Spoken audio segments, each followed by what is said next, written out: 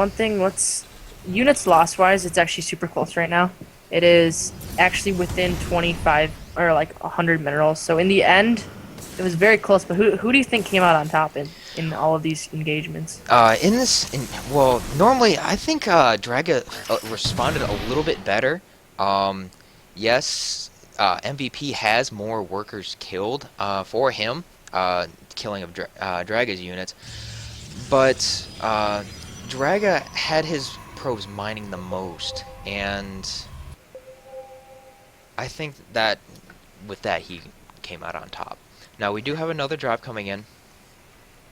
Yeah, and it's gonna actually just sit here and idle for a tiny bit, but it is gonna move in. Probes being transferred. Oh my goodness, probes being transferred right now to the main basin. Ooh, Oh four more God, these killed. these Wow. widow mines are paying for themselves. So Yeah, and these. much, 10 and 15 kills, majority of them being probes. This drop will be forced away, but it's still forced a probe pull. It already paid for itself. Yeah, and it also picked off. He did. MVP did a beautiful job of focus firing a sentry. Every little pickup counts. The only advantage I feel like the MVP has right now is that he has triple orbital command. So those mules are really gonna help him stay in this game macro wise. But I mean, this is crazy so far. The Widow Mines have just done so much damage to Dragon's economy, and these drops are never ending. It seems. Another forced probe pull. I don't agree with all these stalkers. I mean, not zealots. They're just Yeah, getting those. picked off. The observer does come out to clean that up, but there's Oh, and the another Mothership Core is drop. gonna get sniped right there. That was a Ooh, very nice excellent pickup hot from pickup. MVP. Now, did he lose that mothership core? Yeah, the Marines sniped the Mothership Core in the So main that is base. going to be overcharges he does not use. He will be dropping behind this pylon, going to be unpowering this gateway. A nice little win. Yep, unpowering that gateway. And it does, yeah, I feel like MVP is starting to take a lead in this game now, a pretty definitive lead. Drag is stuck on gateway right now. Those DTs did not end the game, so he's in not the best position right now. This drop is almost strong enough to start contending with Drag's main army. And there's tanks being made in MVP's base back at home. So he's going to set up to do a marine tank timing, and I think that's going to be a very powerful choice of an attack on Draga. Absolutely. This drop continuing to do damage. There's just almost nothing he can do with this. With those mules, all those orbital commands that MVP was producing earlier are just paying for themselves so much. He's able to produce so much the army, plus this amazing harassment he has going on with this small unit inside the medevac is just I don't think Draga can pull away from this, but we shall And look at see. MVP's main base. He's going into mech right now. This is PvT and he's going into mech. And I really like this play because I think mech against Protoss as Terran is actually extremely strong if you have a lead. So this will be very fun to watch right now. The one Absolutely. thing that Draga is doing exceptional right now is he actually has really good map control. So that is going for him. But these drops and the economic harassment has just done so much to delay Draga's tech and everything. Yeah. I mean, you said it. The mech is going to be something he can't deal with. He's not going to have any of the stronger Stargate units, the Tempest, anything that could really do a lot of damage to that slow-moving army. He's already looking at to get Terran vehicle and ship weapons. Multiple Thors coming out, and a few Stalkers and Zealots aren't going to be able to handle, plus that massed army that it has back at home. Even putting up a third base, he is just adding some insult to injury at this point. And But a beautiful sensor tower placement as well. Love how MVP is playing this out so far. he's playing very smart. He does have a Raven out for the... I would expect that to be more for point defense drones, maybe even harassment with the turrets.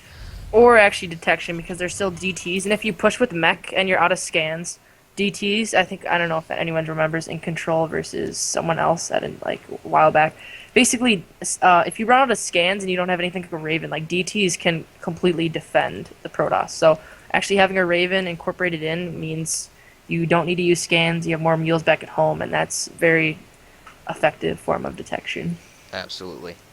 Now, Draga was able to expand. We'll see if that actually can pay off.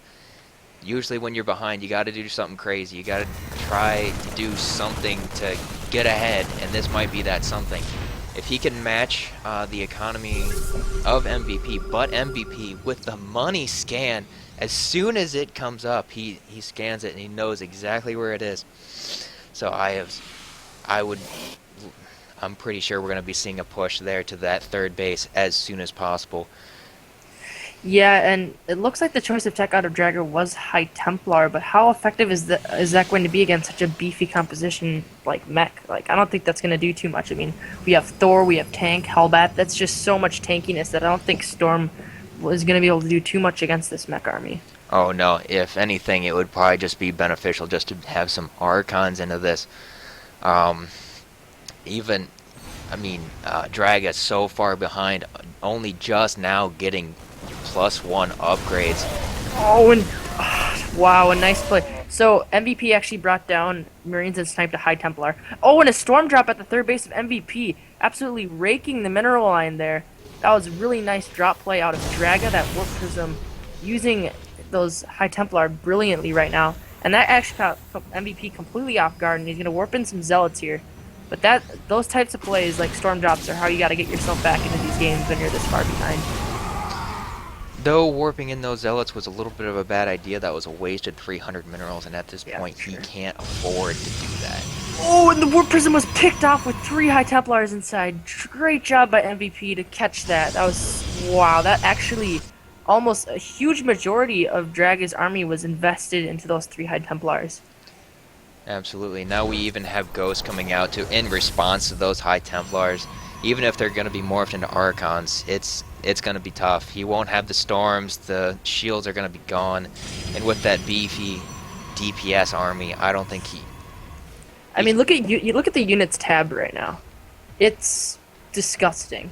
Like in terms of like the army sizes, it's the differential is crazy. Yeah, like Sky is saying, is that MVP could have attacked 10 minutes ago and ended the game. He can attack now and he can end the game. So he's just playing this out extremely slow and extremely cautiously. So how do you feel about that? Do you agree with that, or do you think he should have ended the game a lot sooner? Um, that's actually, I think, one of the a lot of players lower league players' problem is because they think I have enough to kill it, or just barely enough. I think he's trying to play this safe.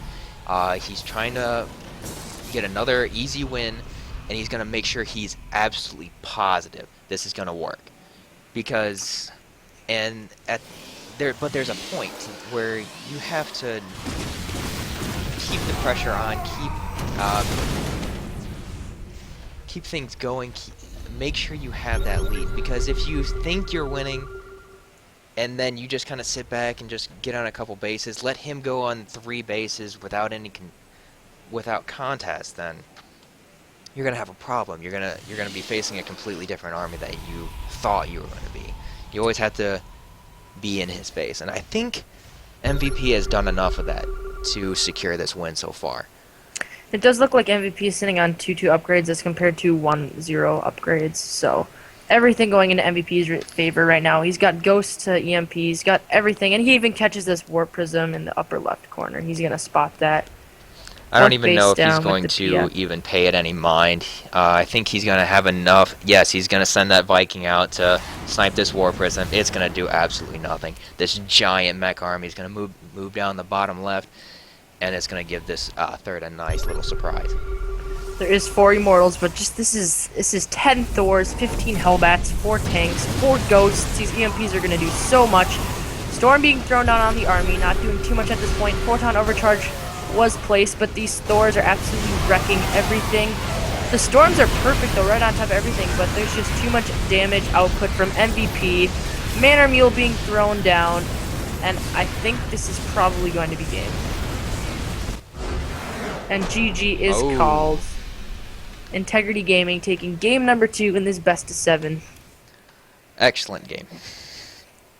Both players showing plenty of skill, even with Draga losing that, he still stayed in that for a long time. I don't know if it was because of MVP's kindness, but it still says that he was able to hang with him at least for a little while. Yeah. Alright, now I have to be going in and updating this so people don't think this is This is not World of Warcraft Eternal Private Server Blood Elf Paladin gameplay. But everybody loves my Blood Elf Paladin. Not, not quite, because we're StarCraft here. But ooh, and this is my Integrity Gaming is putting out my personal favorite player. Big fan of his. It's gonna be Panda Bear Me coming out of Integrity, so that'll be fun to watch. And I can talk quite a bit about his style if it's a ZVP, because got the craziest ZVP I've ever seen. But it should be interesting to see what this matchup is gonna be. That last game, a failed Widowmine play from MVP, but he recovered very nicely. And because of the triple orbital command, he was able to crawl back into that game. The DTs did not end him, and yeah.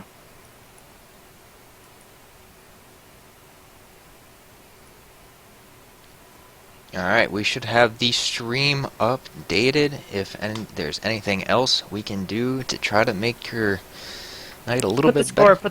put the score up there. Yeah, I'm working on the score. We got boom, two. And make Cool. sure in between games to just switch to the overlay. I mean, I suppose, I don't know. Yep. But right now, this is kind of getting to that desperation point for the X gamers. I mean, a 2-0 lead is very hard to climb back into. I mean, it's still doable, but every game counts. So every time Integrity Gaming takes another extra game lead, it's going to be even more difficult for X gamers to reverse that around. Alright, so it looks like we're gonna have Panda Bear versus Legend.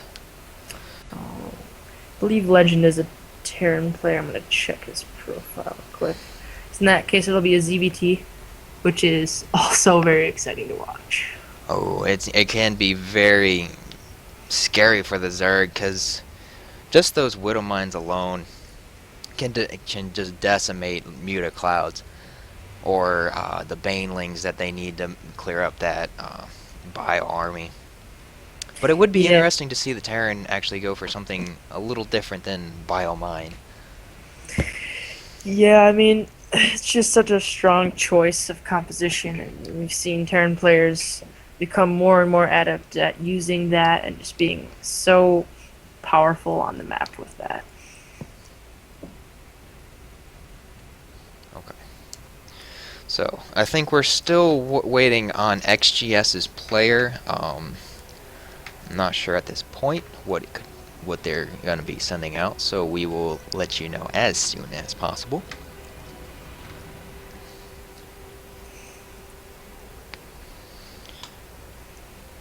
Actually, Legend is one of those people who are almost level 90 on StarCraft, so you can't actually tell what race they actually truly play. But I believe he actually might be a Zerg player. I don't know. Got his statistics. It's his most played race, but yeah. ZVZs are fun too, but I don't know. I think I'd rather watch a ZVT. What about you? Actually, I would actually go for more of a ZVZ. ZVZs are more of mind games, because you have to know exactly what they're going for, because it could be Ling Baneling into Roach, and whoever has the most roaches, the best positioning. It's all about the mind games and positioning. It's like I would equate it to a TPT as well. So, what race do you play, by the way? Is that Protoss you said you play? I play Protoss and Zerg.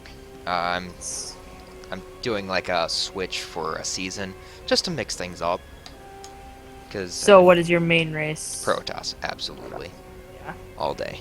Oh, yeah, I know quite a bit about ZVZ. ZVP is my most comfortable matchup, but yeah, ZVZ, a lot of mind games.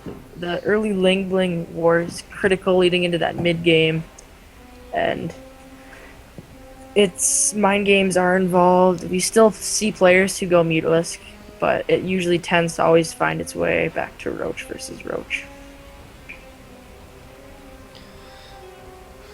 Alright, we're just waiting on the map right now, and I should be able to start this up, get the people in. It is Legend and Asia. Asia? Oh, it's Whirlwind. Jija. It's a Jija, yeah. Okay, so I actually casted these guys last week. actually these exact teams playing each other. So I actually know these styles out of both of these players. So that's xIG is a Zerg player if I remember correctly.